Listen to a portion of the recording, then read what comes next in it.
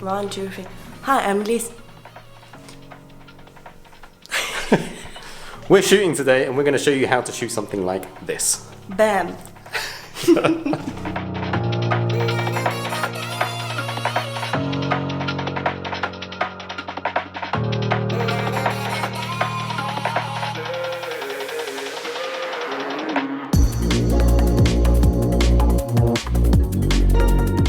So today I'm shooting with Liss, who is a model, but also a dancer, a gymnast, and an actress. And she's got a pretty unique style that I wanted to capture in this shoot. So I thought it'd be an added bonus to have her do some slow-mo B-roll just to kick off this video before we go behind the photo shoot. Okay, let's head into the studio and I can give you an idea of the setup that I'm going to be using for this. I'm using a 2-light setup for this shoot and I'm going to be cross-lighting Liss from either side, which gives a very dramatic light and produces a lot of contrast and shadow. I have a GODOX AD400 here to the left in a 120cm octabox set to 1/16th power, and this is set slightly in front of Liss to feather the light a little bit across her. And on the other side I'm using another AD400. This is set to just under 1/16th power, and this is to compensate for the smaller 90cm softbox, and I've put a grid on this as well, and that grid is there to try and enable a little bit more light fall off as it moves across her. This light is set slightly behind her in order to compensate for the feathering of the other light. I love the look of cross lighting, but I tend not to do this directly from the sides like I'm doing here. The issue with this is usually that it creates weird shadows across the face from the nose if your model is facing towards the camera. But because we figured out the pose beforehand, I knew that her face would be pointing towards the left, which allowed me to adjust the light to make sure that we could light her face and hair.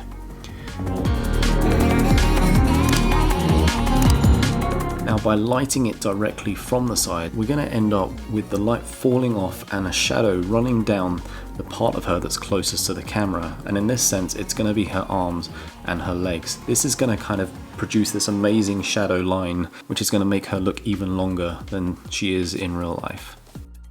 Before I forget, I'm shooting this with my Canon R5, my RF85 and f1.2 lens, and as a result I'm right back at the opposite wall of the studio, so I'm out of the camera shot.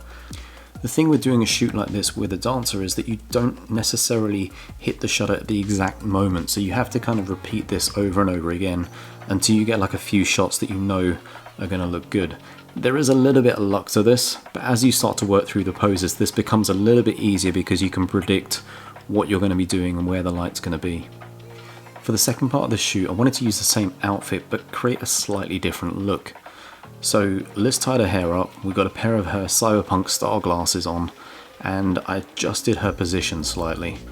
Remember when I said about cross-lighting doing weird things with the shadow across the face? Well, we're going to shoot this one much closer in.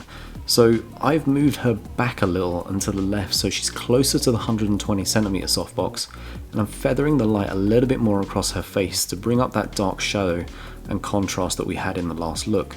I still want that shadow there because I wanted something that looked more fashion / sci-fi than a normal portrait. But then I got Liss to look towards that light. She has this incredible jawline that I wanted to bring out a little, and by shooting with her facing towards the left, her whole cheek gets lit and the jaw would go into shadow, but it also gets kissed by the light coming from the right hand side. For this final look, we changed her glasses and I changed the lighting to the opposite side as I wanted Liss to face to the right, as her asymmetric top looked a bit better with the no sleeve facing towards the camera.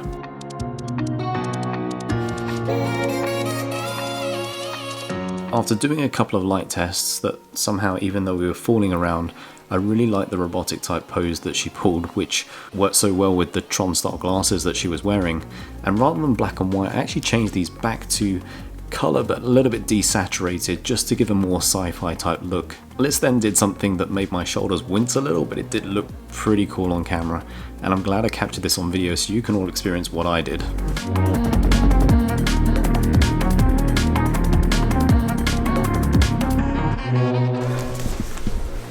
So now I've got my hood on too.